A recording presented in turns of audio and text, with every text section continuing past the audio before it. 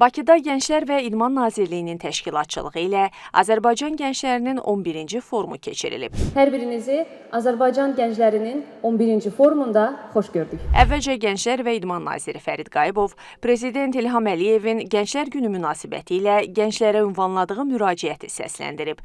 Azərbaycan gəncliyi üçün böyük imtahan olan 44 günlük vətən müharibəsində gənclərimiz misilsiz rəşadət göstərdilər. Daha sonra tədbirdə ölkə başçısının yanvarın 30-unda imzaladığı 2026-cı il gənclər üçün prezident mükafatlarının verilməsi haqqında sərəncamla prezident mükafatlarına layiq görülmüş gənclərə mükafatlar təqdim olunub.